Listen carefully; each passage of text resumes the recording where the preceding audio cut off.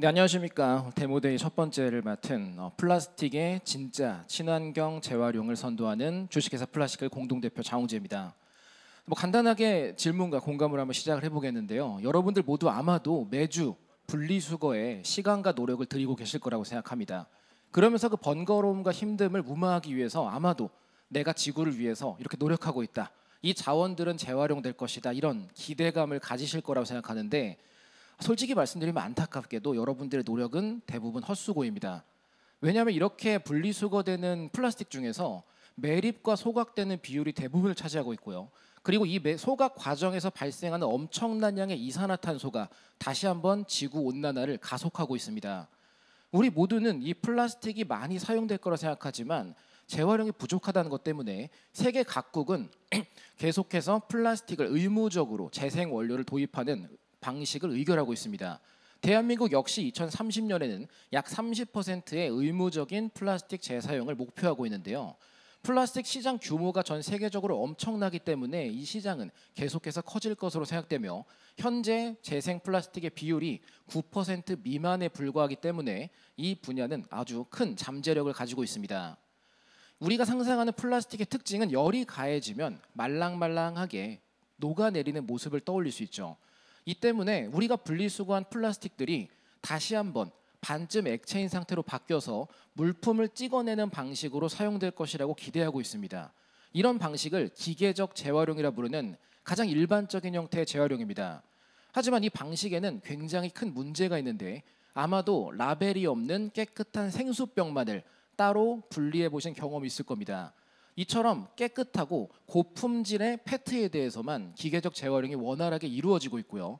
무엇보다 한두 차례 기계적 재활용을 한 후에는 물성이 단단하게 변해서 더 이상은 재활용이 불가능해집니다. 남은 것은 다시 한번 태워서 지구를 더 뜨겁게 만드는 일밖에 안 남아있죠. 자, 이러한 한정적인 적용 가능 대상과 문제로 인해서 새로운 방식들이 계속해서 관심받고 있습니다. 그 대표적인 예시가 저희가 주목하는 화학적 재활용이라는 방식입니다.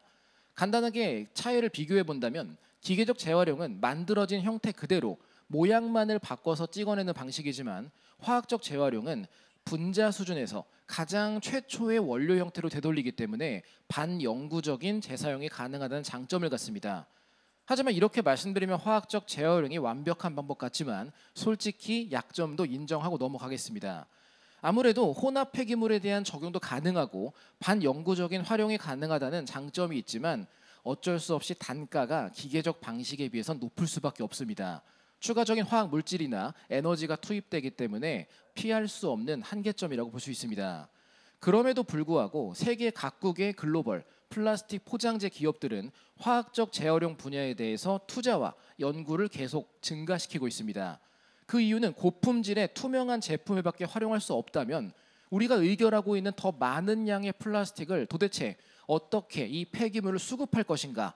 우리가 눈을 돌리는 건 유색 혹은 중저품질의 플라스틱에 대해도 적용 가능한 반영구적인 새로운 방식이며, 그것이 화학적 재활용이기 때문입니다. 실제로 2027년 유럽의 자동차 생산 시에는 20% 이상의 의무적인 재활용 플라스틱 사용을 의결했기 때문에 이 화학적 재활용에 대한 수요는 계속해서 높아지고 있습니다. 자, 여기서 재활용, 화학적 재활용이 어떤 식으로 일어나는지를 간략하게 말씀드린다면, 플라스틱은 아주 작은 화학 분자들이 계속해서 연결되는 방식입니다. 우리가 가지고 있는 구슬 하나가 화학 분자라고 할 때 구슬들을 연결해서 목걸이나 사슬 형태를 만드는 게 바로 플라스틱이라고 할 수 있죠. 그 말은 우리가 화학적 기술이 있다면 다시 한번 끊어내서 구슬 형태로 되돌릴 수 있을 것이며, 이 과정을 중합한 것을 다시 되돌린다, 풀어낸다는 의미에서 해중합이라고 부르게 됩니다. 이것이 바로 화학적 재활용의 핵심입니다. 저희 플라시클이 주목하는 플라스틱의 종류는 다양한 종류 중에 폴리카보네이트라는 종류에 우선적으로 초점을 맞추고 있습니다. 폴리카보네이트는 방호구의 제작이나 여러분들이 운전하다 지나치는 플라스틱 채광창, 그 외에도 매우 단단하고 강인한 종류의 플라스틱을 의미합니다. 하지만 이러한 물리적인 장점은 오히려 재활용에는 단점이 될 수밖에 없는데, 이처럼 강인하고 단단한 물질을 다시 처음 상태로 되돌린다, 아주 고차원적인 기술이 필요합니다. 이 때문에 세계 각국에서는 폴리카보네이트는 화학적 재활용이 원활하게 이루어지지 못하고 있었지만, 저희는 촉매를 이용해 이 기술을 성공하게 되었습니다. 국내 유수의 기업인 엘사와의 기술 비교를 간략히 했을 때 강알칼리성, 흔히 양잿물이라 부르는 물질을 사용했을 때 플라스틱을 분해할 수 있는 기술이 탄생하게 됩니다. 하지만 이 방식의 단점은 이 과정에서 색깔이 어둡거나 노란색으로 변하는 갈변 현상이 발생한다는 것이며, 이걸 해결하기 위해 무려 5단계의 정제 과정을 거치고 있지만 여전히 색이 남아 있습니다. 우리가 원하는 투명한 플라스틱이 나올 수가 없는 것이죠. 하지만 플라시클이 개발한 신규 촉매를 사용했을 때는 우리가 마시는 물과 같은 중성 조건에서 반응이 완벽하게 일어나며 단 2번의 정제만으로도 실제 상용화할 수 있는 허들인 색도 10 이하의 값을 바로 얻는 것이 가능했습니다. 저희가 목표하고 있는 비즈니스 모델은 당연히 플라스틱 제품을 생산하는 모든 기업이며, 현재 논의되고 있기로는 S사 같은 경우 연간 300톤의 폴리카보네이트 원료를 사용하기 때문에 1차적인 대상으로 삼고 있고, 당연히 플라스틱은 전 세계적으로 활용하는 물품인 만큼 이후 국제 기업에도 함께 확장할 예정입니다.